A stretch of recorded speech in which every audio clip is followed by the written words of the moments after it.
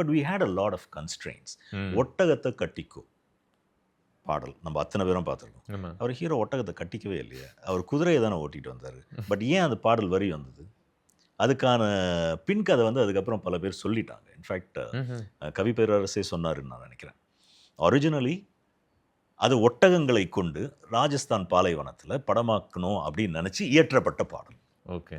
சரியா? But then logistical issues வந்து cinema வந்து பிளேக் பண்ணிக்கிட்டே தான் இருக்கு. புரியுது. ஓகே. அண்ட் ஸோ அதுக்கு என்ன ரீசன் தெரியல. Maybe they couldn't get camels then or whatever. Or they couldn't shoot in Rajasthan. They had to do with horses. Okay. So அதே சில பிரச்சனைகள் எனக்கும் வந்தது. எங்களுக்கும் வந்தது. புரியுது. பிகாஸ் நான் இந்த விஷயத்தையும் நான் சொல்லிடுறேன். சுபாஷ் Karan sir stood by me all the way. Just Ajit sir stood by me all the way. I stood by them all the way. But we had some logistical issues.